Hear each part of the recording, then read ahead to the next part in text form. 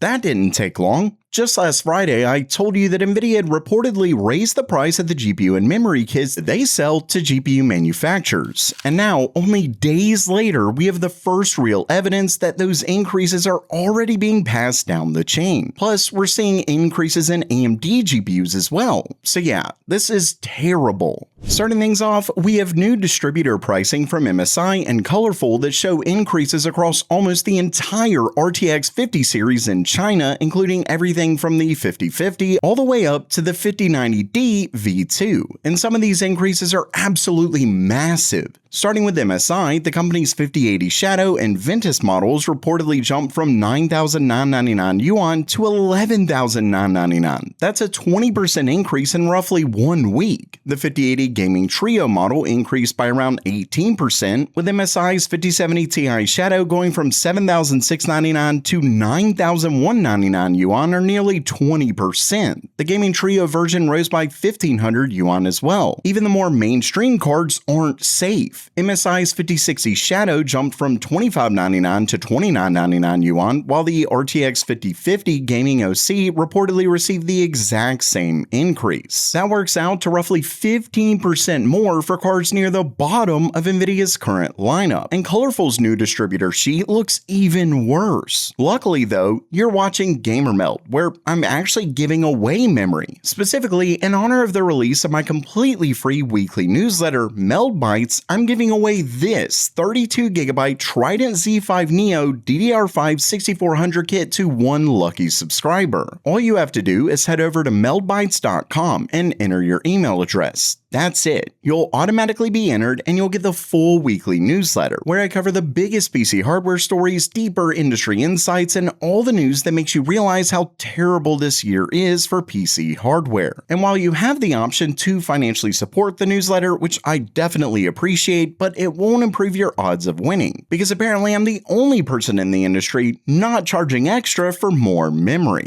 Once again, that's meldbytes.com.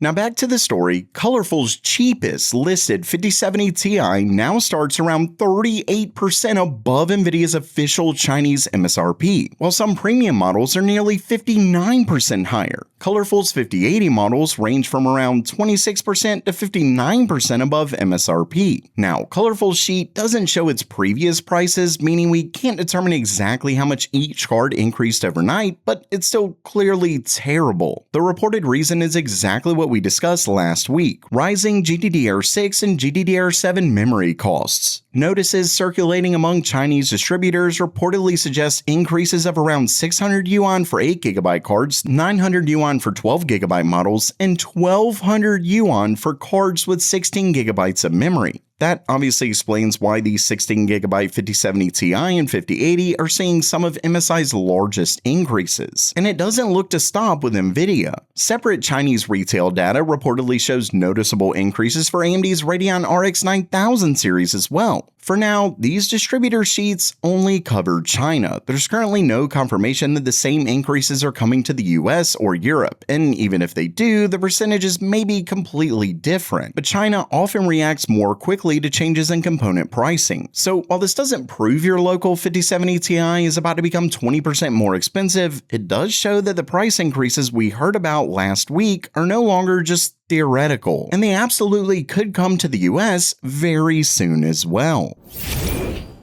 One of the most important deals in gaming history just turned 20 years old, and at the time, it looked like an absolutely insane gamble. On July 24, 2006, AMD announced that they were acquiring ATI Technologies for approximately $5.4 billion.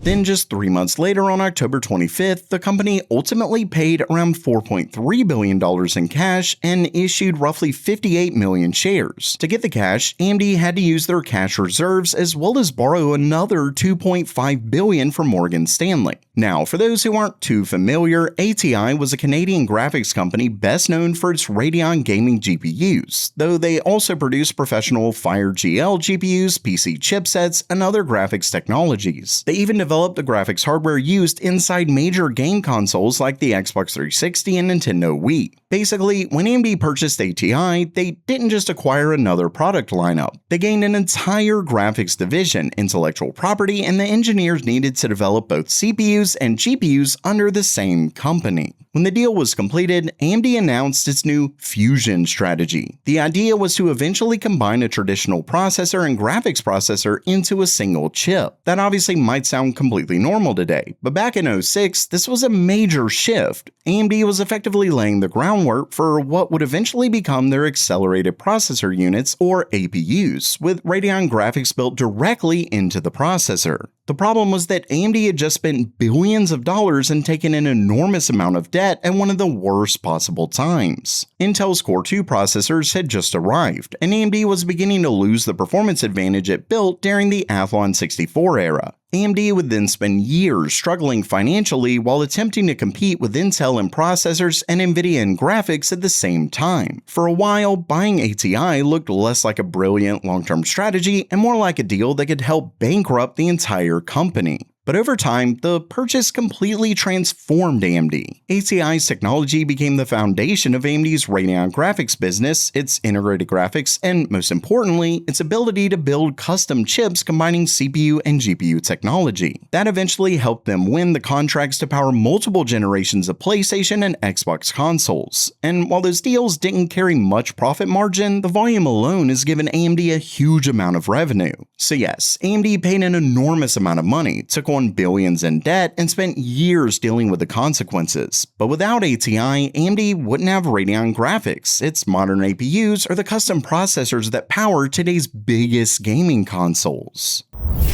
And lastly for today, I recently went over confirmed information from AMD themselves about desktop Zen 7. If you didn't see that video, you definitely want to check it out. But today, I wanted to go over something huge that AMD confirms about Zen 6 CPUs. And while this is primarily talking about their EPYC Venice line with Zen 6C, don't forget that the C lineup is still very similar architecturally to their non-C lineup. So with that in mind, AMD shares two extremely important performance numbers. First, that EPYC Venice has 1.3 times or 30% more cores than current-gen EPYC Turin. And they also claim that EPYC has 1.8 times the performance of EPYC Turin. So when we take 1.8 and divide it by 1.3, we get an unreal 38% faster performance per core versus Zen 5C, which is completely insane. This would include both IPC and clock speed increases, though obviously it can differ depending on the application, but this is still a great sign, especially because this number wouldn't include the added cores that Zen 6 is leaked to get, which is of course 50% more. And I wouldn't be surprised if we saw an even bigger performance jump from their full Zen 6 non-C cores. To top it off, it shows an unreal 5.15